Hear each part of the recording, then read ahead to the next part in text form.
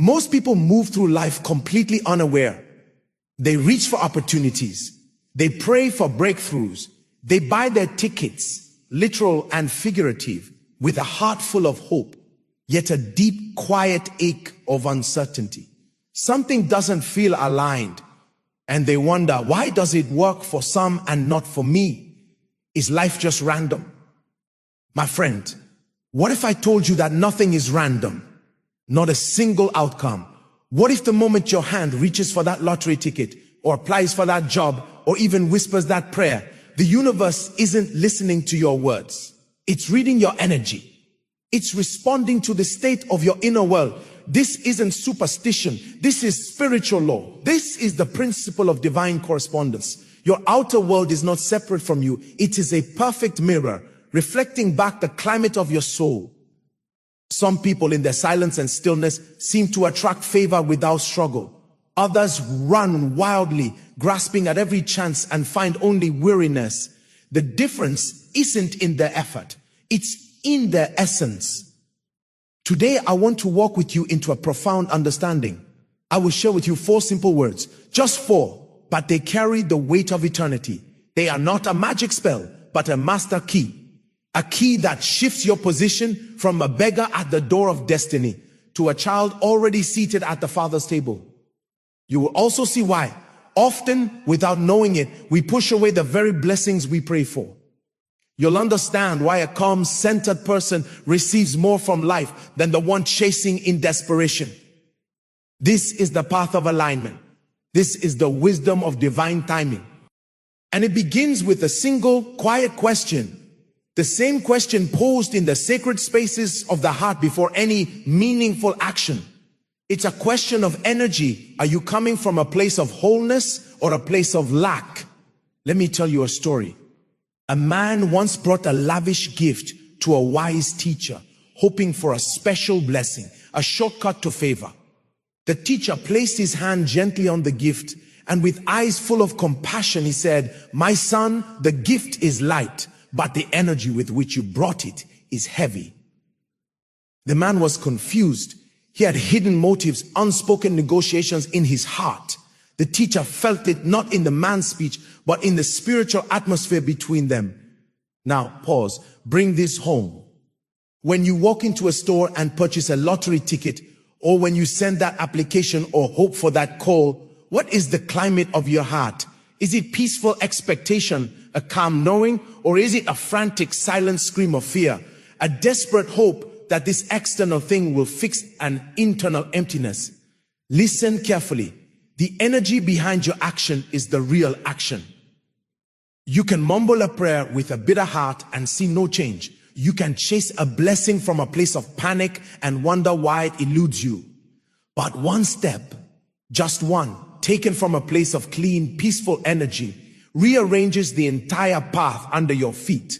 So before the ticket, before the decision, before the prayer, pause, breathe. Ask the monk's question, am I centered or am I grasping? Because when you chase from emptiness, you only amplify the void. But when you move from a deep inner stillness, even the unseen forces of heaven begin to orchestrate circumstances on your behalf. Most people speak their desires like weak wishes, whispered to the wind. But ancient spiritual wisdom teaches something radically different. It doesn't teach you to beg. It teaches you to declare. The phrase, "I am already blessed," is not a positive affirmation. It is a spiritual position. It is the posture of a soul that understands its identity. It is how a spiritually aligned mind engages with the world, not from neediness, but from stewardship, not from hunger, but from gratitude. In the realm of faith, this is called walking in promise. It is the strength to live in the reality of what you believe, even before the evidence appears. It's not arrogance, it's alignment. The believer who gives thanks before the breakthrough is the one whose heart is most prepared to receive it. This truth echoes through scripture. You are not lacking. In him, you are complete. The external is simply catching up with the internal reality. So, speak not from the anxiety of desire, but from the assurance of knowing. The moment you say, I am already blessed with your whole being, you change the broadcast signal of your life. And life, ever responsive to the Father's principles, answers that signal. There's a profound story of a faithful man during a severe famine. While everyone else was gripped with worry, he was found in peace, tending his field. When asked why, he said, I have prepared the soil of my heart and my land. I am in alignment. The rain will come. And it did, not as a random accident, but as a natural consequence to his position faith. To say, I am already blessed, it's to plant your flag on the mountain of spiritual reality, not in the valley of circumstance. You stop chasing and you start attracting. Not because the world owes you, but because you have become a vessel capable of holding and stewarding the blessing. But remember, these words are powerless if they are just a slogan. If they come only from your lips and not from your spirit, they mean nothing. But when you speak them from a place of disciplined faith, from a heart trained in trust, they cease to be words. They become the genesis of movement. They become the point of contact where your faith touches the substance of your hope. A mind that feels poor will always grasp. It will clutch at money, at validation, at opportunities, believing this external thing will finally make it whole. But here is a hard truth. Emptiness attracts more emptiness. It doesn't matter if you're chasing wealth, a relationship, or success. If the root of your pursuit is a feeling of lack, you will multiply lack. That's why I am already blessed is the ultimate correction. It recalibrates your entire being. The moment you say those words with true presence, something tangible shifts. Your shoulders drop. Your breath deepens. The frantic craving in your chest gives way to a solid calm. You are no longer a beggar searching. You are a child sitting at the table. And that feeling, that quiet, powerful sense of enoughness becomes a magnetic force. Not because you've demanded anything, but because you've become the kind of stable, open container that grace can fill. This takes discipline. It is the hardest train in. To speak from fullness when your bank account screams scarcity. To declare blessing when your situation suggests otherwise. But this is the test. True spiritual power is revealed, not when you control the storm, but when you remain unshaken in the midst of it. The ancient faithful trained themselves to fast, not just from food, but from desperation. To sit in silence without reaching, to walk in faithfulness without scheming. And in that state of surrender trust, blessings began to find them. Not because they manipulated God, but because their very lives became a prayer the universe could answer. So when you say, I am already blessed, say it like someone who has remembered a long forgotten truth. Let the words rise not from your throat, but from your spirit.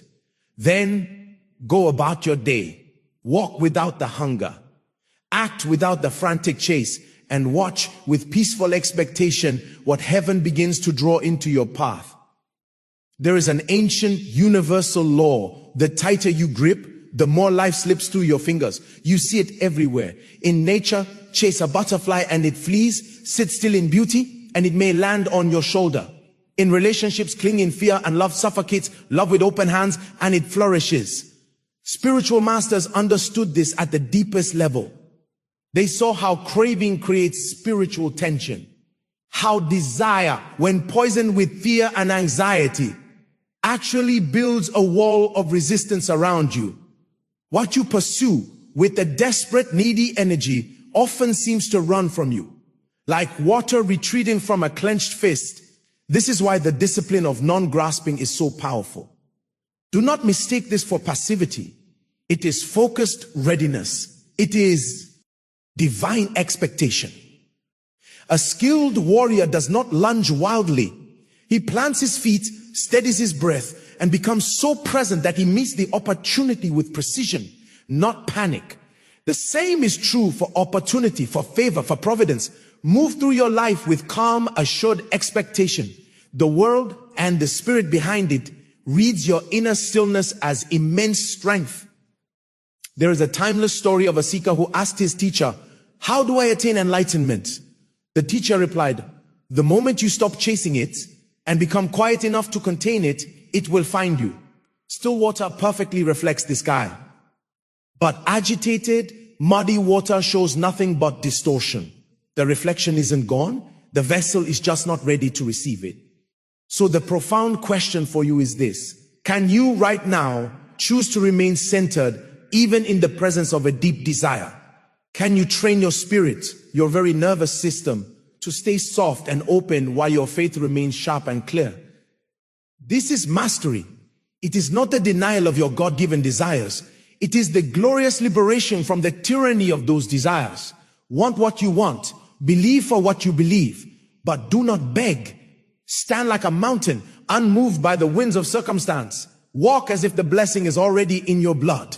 Because when you cease the internal chase, what is divinely ordained for you begins its journey towards you, not in chaotic, stressful drips, but in God's perfect timing and with overwhelming grace. In this journey, understand that money, opportunity, resources, they are not evil, nor are they divine. They are neutral forces. They are potential energy, waiting to be shaped. They are a form of of spiritual resource. And like all energy, they flow toward harmony, integrity, and stewardship. If a cup is cracked, it cannot hold water. If a life is fragmented by hidden greed, fear, or insecurity, sudden abundance will not heal it. It will expose it. It will amplify the crack. This is why the wise don't just ask God, how can I get more? They first ask the refining question: Father, am I prepared to hold more? Have you built in me the character to steward what I am asking for? Your inner capacity determines your outer reality. There's a powerful parable of a student who prayed fervently every day for financial abundance. After a long time, his mentor finally handed him a single small coin. The student's face fell, disappointed. Only this, he asked. His mentor looked at him deeply and said, if you cannot be trusted with the little and find peace with the little, how will you ever be trusted with much? If this small coin disturbs your peace, 1,000,000 will destroy you. The lesson was searing. The blessing is not the challenge. The preparation of the vessel is, before any sacred moment in the scriptures, there is a pattern: stillness. The faithful don't rush into God's presence babbling. They enter, they settle, they quiet the inner storm until their spirit is one-pointed, focused, and receptive. Because in the economy of heaven, stillness is not a lack of activity. It is the ultimate state of readiness. It means your spirit is no longer scattered to the winds of worry. Your faith is gathered, focused, and your simple presence before God is enough. This is why before any act of faith, whether it's sowing a seed, speaking a prayer, or stepping into an opportunity, there must be that holy pause, a moment of grounding, not because God needs it, but because you do. If you cannot sit still with yourself in faith, how will you sit with the weight of answered prayers, with responsibility, with change? Constant, frantic movement is often not power. It is a disguise for fear. Stillness, however, is a proclamation. It says, I trust my Father. I am aligned with his timing. I do not need to force what he has ordained. That is why the most powerful prayers are often breathed, not shouted. There's a beautiful saying: when the water of your heart is clear and calm, you can see the reflection of the moon, God's will.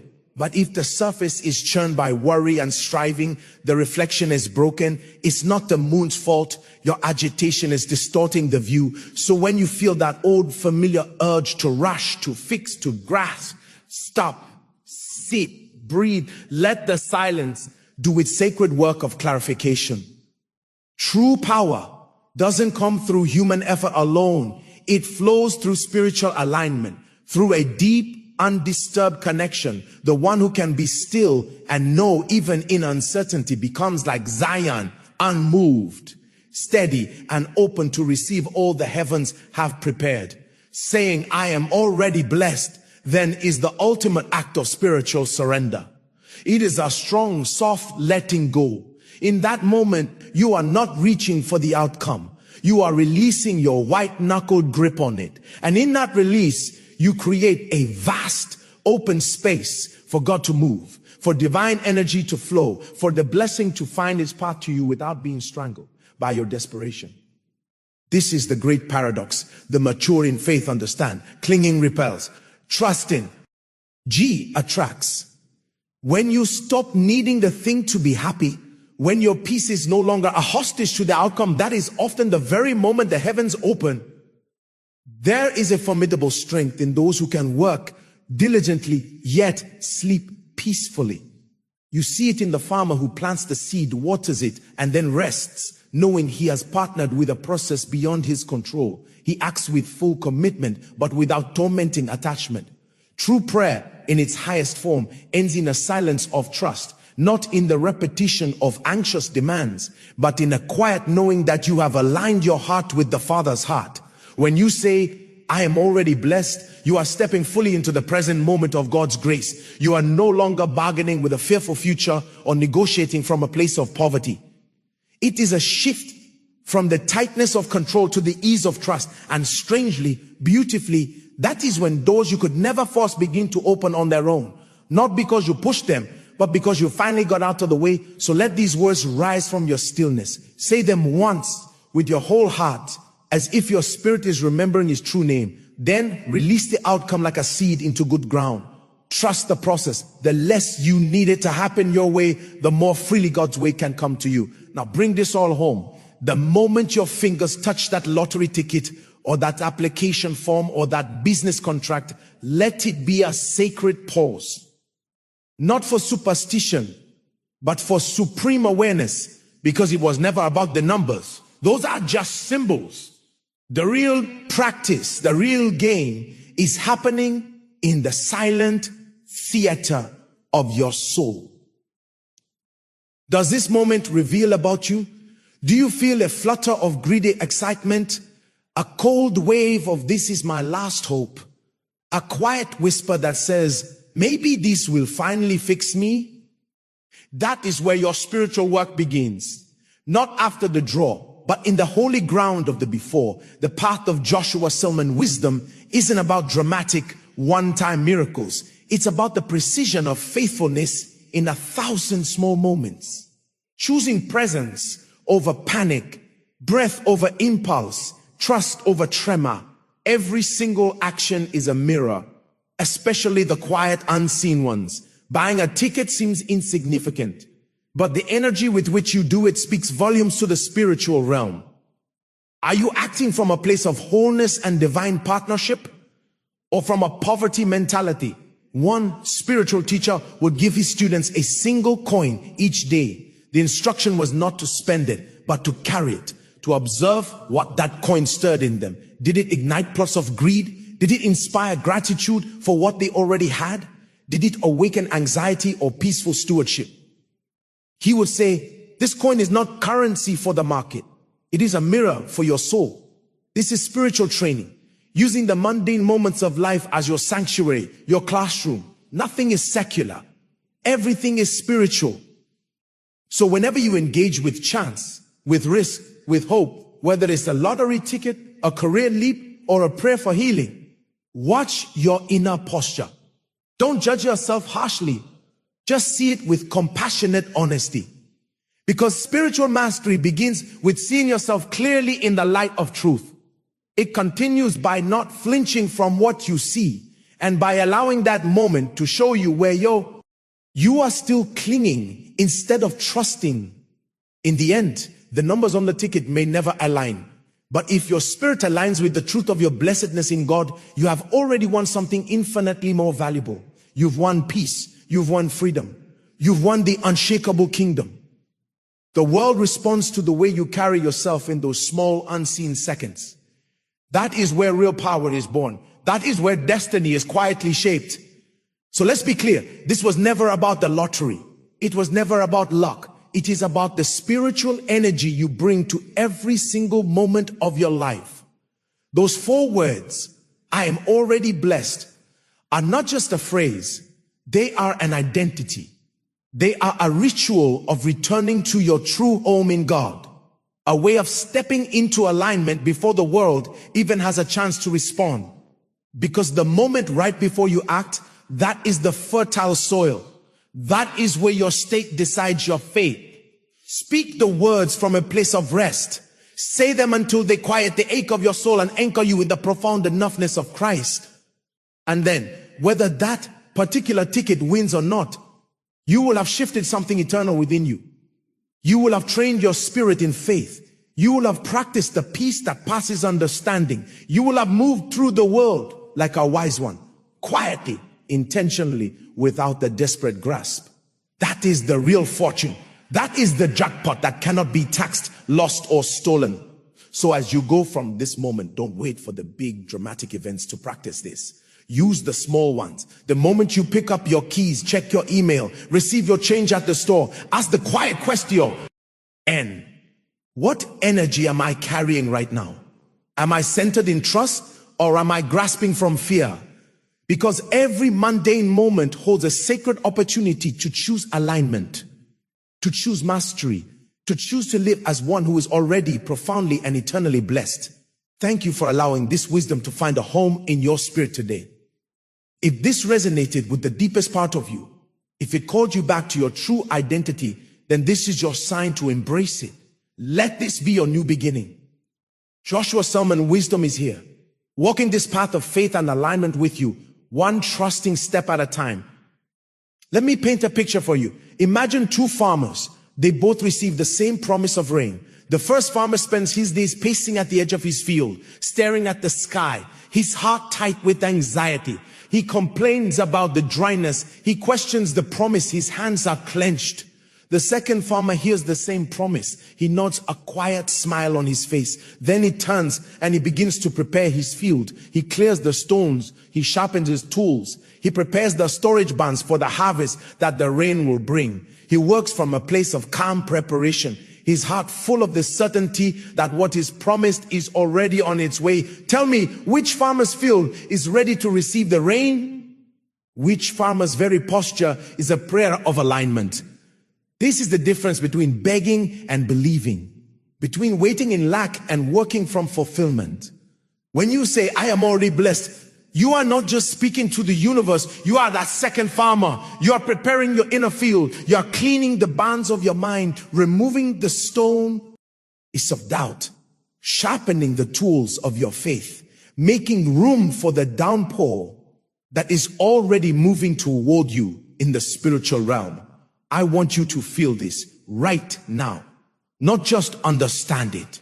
Place your hand on your chest. Feel the rhythm of your own heart. This heart is not the heart of a beggar. It is the dwelling place of divine promise. Every beat is an echo of a creative power that spoke worlds into existence. When you approach life from a consciousness of lack, you are silencing that echo. You are covering that divine spark with the heavy blanket of not enough. But when you whisper, I am already blessed, you are pulling back that blanket. You are allowing the original light of your creation to shine forth. And light, my friend, is the most attractive force in the universe. Darkness flees from it. Opportunity is drawn to it. Think of a time, maybe in your childhood, when you received a gift you knew was coming. Perhaps your parent promised you something special. Do you remember the feeling in the days before? It wasn't anxiety, was it? It was a thrilling, peaceful anticipation. You went about your days with a secret joy. You might have even cleaned your room, made space for the gift, not out of obligation, but out of excited preparation. That is the spiritual posture we are talking about. You are not hoping God might bless you. You are living in the joyful anticipation of a child who has already heard the Father say, it is done. Your faith is the cleaning of the room. Your peace is the making of space. This is why the energy behind the action is everything. Let me give you another story close to my heart. A woman once came to me weary. She prayed every day for financial breakthrough, yet every door seemed to slam shut. I asked her, when you pray, what is the dominant picture in your mind? She closed her eyes and said, I see my bills. I see the number in my bank account. I see the things I cannot afford. Her prayers, though spoken in faith language, were baptized in the images of lack. She was, in essence, preparing her field for more drought. She was cleaning the barn for emptiness. We began a simple practice. Before any prayer for provision, she would spend 5 minutes in gratitude, listing not what she wanted, but what she already had. The warmth of her home, the faithfulness of a single friend, the meal from yesterday, she would literally say, thank you, Father, that I am already blessed. I am so blessed that I have a mouth to thank you with. She shifted her inner imagery. She started to see herself not as a debtor, but as a steward. She started to imagine her bank account not as empty, but as a vessel being prepared for a divine deposit. Within months, her entire financial posture changed. The breakthrough didn't come as a lottery win. It came as a series of unexpected opportunities, wise ideas, and divine connections. The money followed, but it followed the shift in her spirit. The money was just the shadow. The substance was the change in her heart. This is the practice of internal authority. It is building your inner world so strongly, so convincingly, that the outer world has no choice but to conform. It's building the ark before a drop of rain has fallen, because you trust the voice that told you to build. So how do we cultivate this? It begins in the smallest moments. It's a training. Just as an athlete doesn't wait for the championship game to start training, you don't wait for the big crisis or the big dream to start practicing this stance. You start now with the next breath you take. When you wake up and your mind races to the problems of the day, pause. Before your feet hit the floor, say it, I am already blessed. Let it be the first truth that greets the dawn. You are not saying the problems aren't real. You are declaring a greater reality that surrounds them. You are putting on the lens of blessing through which you will view every single event. When you stand in line at the grocery store, feeling the impatience rise, feel your feet on the ground. Breathe.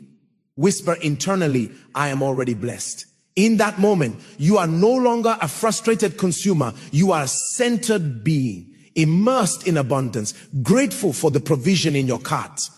You are recalibrating your frequency from lack to plenty. When you face a disappointment, a rejection, a missed opportunity, this is the critical test. The old self wants to collapse into a story of, I never get what I want. The aligned self takes a deeper breath, feels the sting, but then roots down and declares, even here I am already blessed. My peace is not dependent on this outcome. My source is not this opportunity. My source is God. Therefore, I remain in blessing. This is not denial. This is the supreme act of spiritual warfare. You are taking the very weapon meant to discourage you and transforming it into a platform for your proclamation of trust. This practice, this continuous return to the center, is what builds spiritual muscle. It's what transforms the phrase from words you say to the very atmosphere you live in. And as you live in this atmosphere, you will notice a detachment from desperation. The lottery ticket, the job application, the prayer request, they become not lifelines you are clinging to, but seeds you are planting. You place them in the ground of God's faithfulness with a peaceful hand. You water them with your continued alignment, and you walk away knowing the growth is not your burden to carry. You simply tend the garden of your heart. There is a profound freedom here. It is the freedom of the bird that doesn't strive to hold up the sky. It simply spreads its wings and discovers the sky holds it up. When you operate from, I am already blessed, you stop trying to hold up your world. You spread the wings of your faith and discover you are held, you are carried, you are sustained by a flow of grace that was always there, but you were too busy grasping to notice you were floating in it. This is the secret of the still water. It is not inert, it is profoundly receptive. It receives the image of the sky perfectly because it is not churning with its own efforts. Your soul, when stilled in this knowing, becomes perfectly receptive to the image, the will, the ideas, the opportunities that heaven is constantly projecting onto the canvas of your life. The frantic chasing was like you splashing in the water, screaming for the moon, and wondering why the reflection shattered. The practice of blessed stillness is you becoming the clear, calm lake and watching in awe as the entire majestic sky settles upon your surface in perfect, peaceful detail.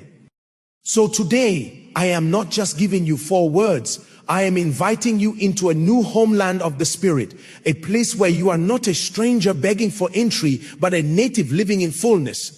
Carry this with you. Let it be the quiet song your heart sings underneath the noise of your day. When you reach for your wallet, when you check your email, when you look at your future, let this song be louder than the chorus of fear. Begin to see every person you meet, every task you do, every coin in your hand as part of the landscape of your blessedness. You are not in a barren land searching for an oasis. You are the oasis, and everything that comes to you is drawn to the life-giving water within you. Your role is not to chase the travelers, but to simply be so full, so vibrant, so at peace that those who are thirsty for what you have, peace, assurance, joy, find their way to you.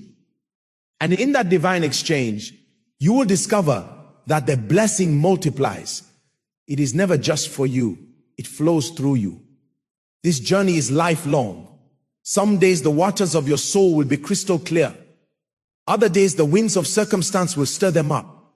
On those days, be gentle with yourself. The practice is not to never have a ripple, but to know how to return to stillness. One deep breath, one whispered truth. I am already blessed. And just like that, you remember who you are and whose you are. You realign. You come home. As you move forward from this moment, see your entire life as that single coin given to the student. It is not about its monetary value.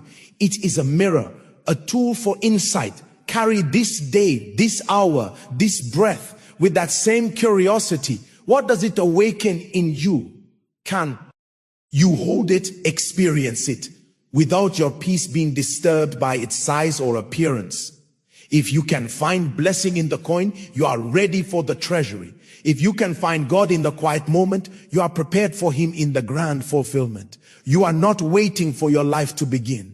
You are in the sacred, blessed, unfolding middle of it. And from this place of centered, already blessed wholeness, watch as the path ahead illuminates itself, one trusting step at a time. Your future is not a question mark you are chasing. It is a promise unfolding from the inside out, meeting you with every declaration of your already present truth. Now go and live from the blessing. Let's take a walk together. Not a hurried walk, but the kind of walk you take in a familiar, peaceful place where every step is felt, every breath is deep, and you notice the way the light filters through the leaves. I want to walk you deeper into this truth, because understanding it in your mind is one thing, but feeling it in the marrow of your bones, letting it rewrite the very rhythm of your heartbeat, is where true transformation begins. Imagine your spirit, your inner life, as a kingdom. This kingdom has gates, walls, a throne room, and vast landscapes within. For so many of us have been living as if we are paupers outside the gates of our own kingdom, peering in, wishing we had the key to the abundance we can sense is inside. We beg at our own door. We pray for entry into a place that has already been given to us. The proclamation, I am already blessed, is not a wish sent out into the void. It is you finally recognizing that you are not outside. You are the steward of the kingdom.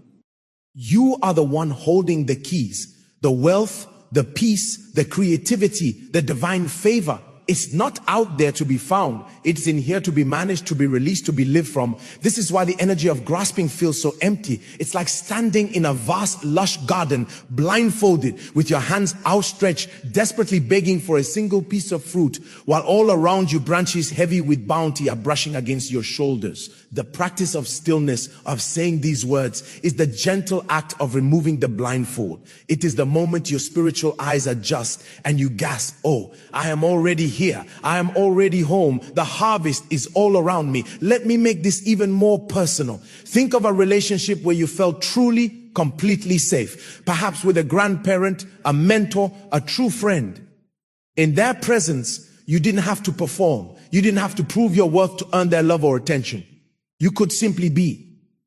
And from that place of safe, assured belonging, you found that you were your best, most generous, most creative self.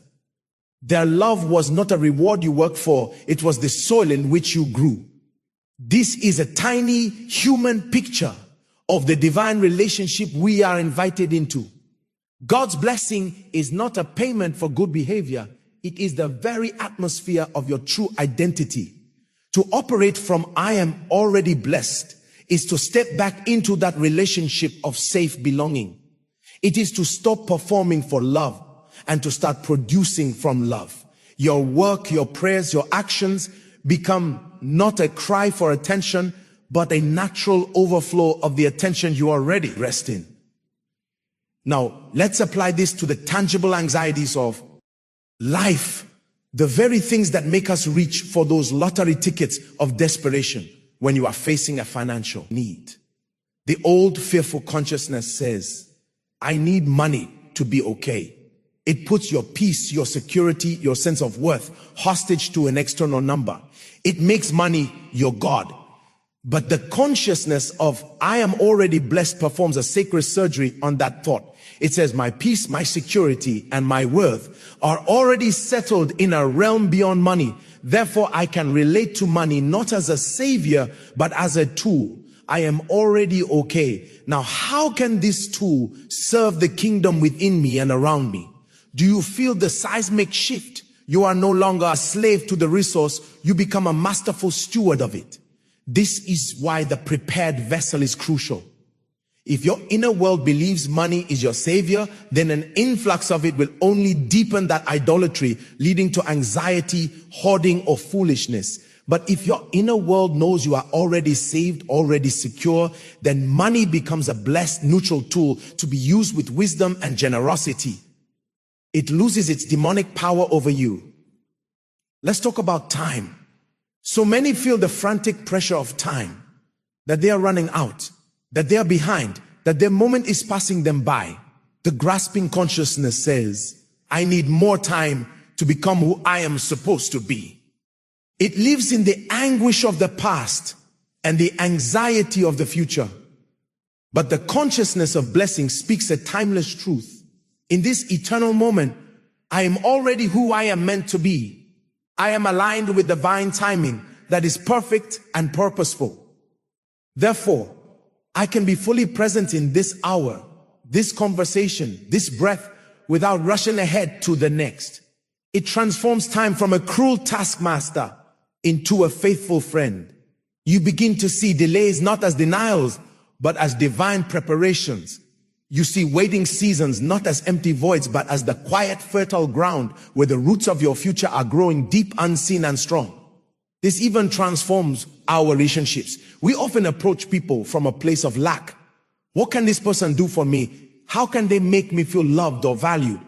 This neediness pushes people away. It is the energy of the gift brought with heavy motives. But when you come from I am already blessed, I am already loved, I am already complete, you approach relationships differently. You come as a giver, not a taker. You come to see what you can add, not what you can extract. Your presence becomes a gift because it is not hungry, it is full. And fullness is irresistibly attractive. People may not understand why, but they will feel calmer, more valued, more seen in your presence.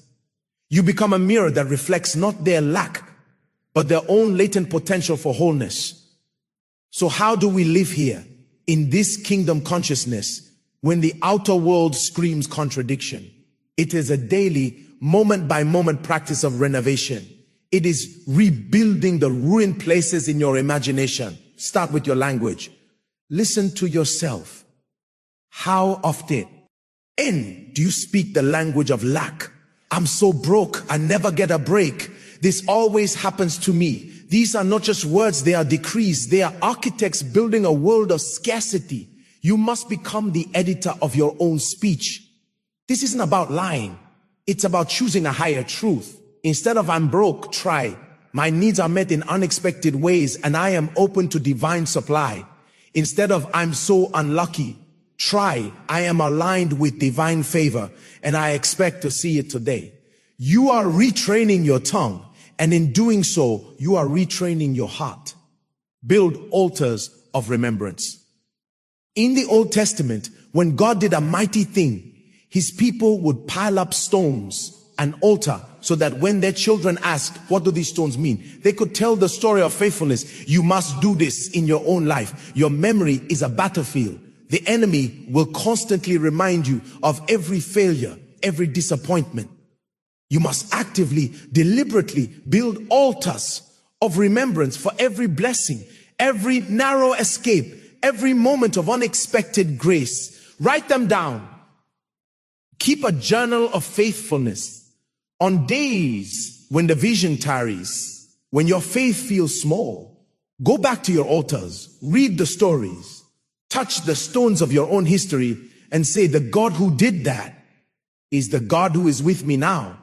My current circumstance is not the full story. I am already blessed by a history of faithfulness. Create a sanctuary of silence. The world is a marketplace of noise, shouting 1,000 messages of what you need to buy, to be, to achieve, to be happy.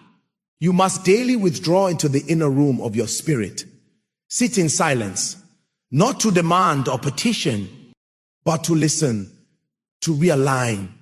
Let the cacophony of lack fade away, and in the quiet, let the still, small voice of your blessed identity become the loudest sound in your universe.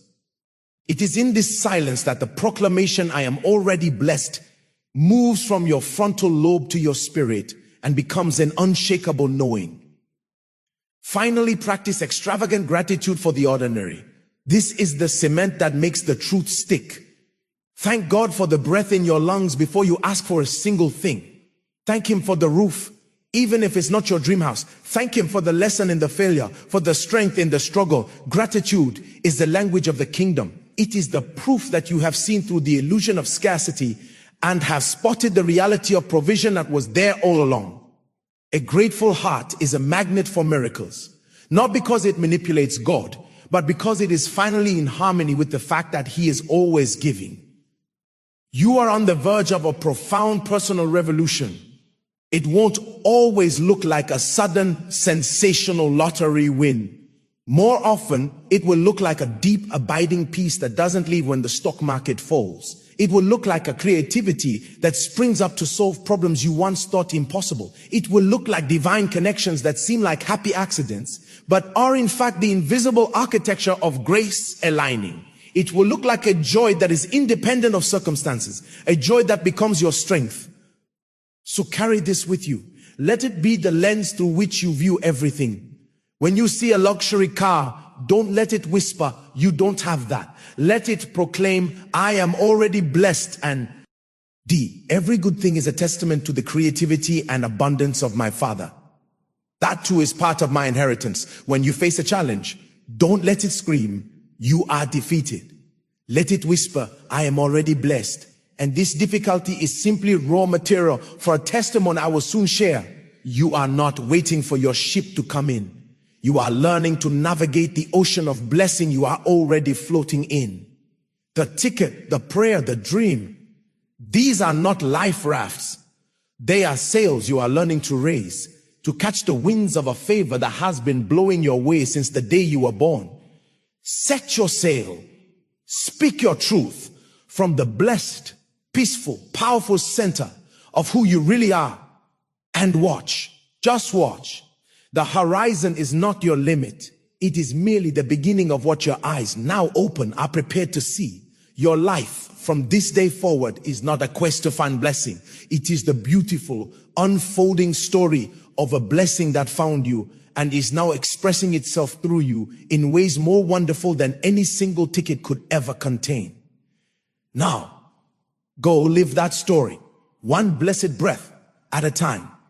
Let's go even deeper, past the surface of the mind, into the quiet riverbed of the spirit, where truth becomes not just a concept, but the very water you swim in. I want to talk to you about the architecture of a miracle. Because when you begin to live from, I am already blessed, you are not just changing your mood, you are subtly, powerfully redesigning the spiritual structure of your entire life. You are becoming a living sanctuary where the impossible feels not only probable, but natural. Think of a master carpenter. He does not look at a rough piece of wood and see only its knots and flaws. He sees the potential table, the chair, the sculpture within it. His confidence is not in the raw material as it is, but in the finished image he holds in his mind and in the skill of his hands to bring it forth. You, my friend, are both the wood and the carpenter. The circumstances of your life, the finances, the relationships, the health, the opportunities, They are the raw material. The consciousness of I am already blessed is the master carpenter's mind. It is the unshakable vision of the finished work, the divine blueprint, held in faith before a single tool is lifted. And your faith, your declarations, your peaceful actions are the skilled hands that begin to shape the material to match the vision. This is why fear and desperation are so destructive. They are the mind of an amateur staring at the wood in panic, seeing only the flaws, and in their frantic grasping they carve away with clumsy, anxious strokes, creating something weak and misshapen. But the master's mind is calm, it is patient, it knows the process, it works from the finished image. Your blessing is not a future event you are trying to carve out of reluctant circumstances. It is the finished image in the mind of God.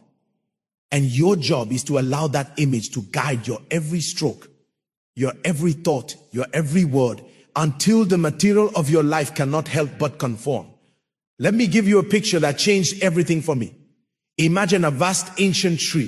For years, you've been living on one small branch, far from the trunk. The wind blows and you tremble. The branch feels thin, precarious. Every opportunity feels like a risky leap to anal.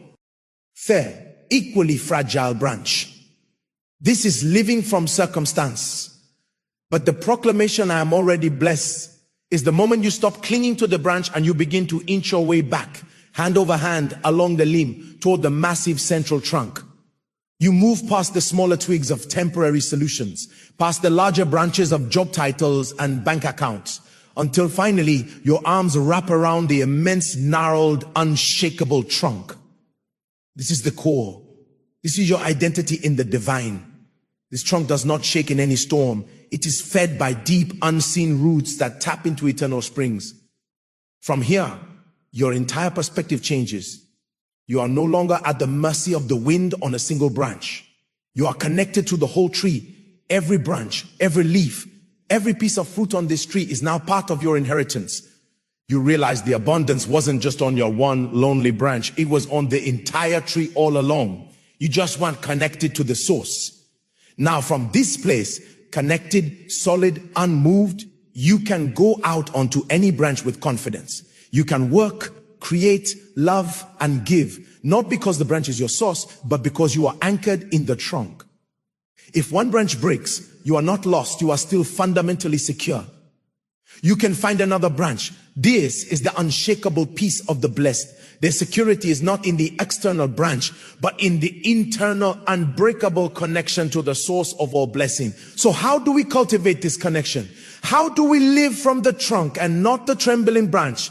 It begins with a sacred subtraction. We must identify and release the branch clingers in our thinking. These are the sile, empty, hidden beliefs that keep us out on the periphery of fear. Beliefs like, I must struggle to earn my worth. Good things always come with a catch. My past defines my future. I am fundamentally behind. These are lies that sever our sense of connection to the trunk. Each time you say, I am already blessed from a place of authenticity, you are taking a spiritual chisel and chipping away at one of those false beliefs. You are not adding something new as much as you are removing the blockage that kept you from experiencing what was always yours. Next, we must become poets of the present moment. The mind addicted to lack is always writing tragic poetry about the past or anxious poetry about the future. The blessed mind learns to write haikus of holiness about the now. It finds the miracle in the mundane and names it. The steam rising from your morning cup, that is the breath of God warming you. The reliable beat of your heart, that is the drum of divine faithfulness, keeping time for your life. The smile from a stranger, that is a tiny sunbeam of grace, breaking through the clouds of a lonely day. When you become a poet of the present, you fill your inner world with evidence of blessing. You crowd out the space where lack used to live. You are, in effect, building a beautiful home for your faith right in the middle of your current reality, and you are inviting God to dwell there with you. This also means redefining your idea of success. The world's definition is a destination, a certain net worth, a specific title, a particular relationship status. It's a finish line you are desperately sprinting toward. But from the trunk, success is redefined as alignment. It is the quality of your connection to the source in this moment.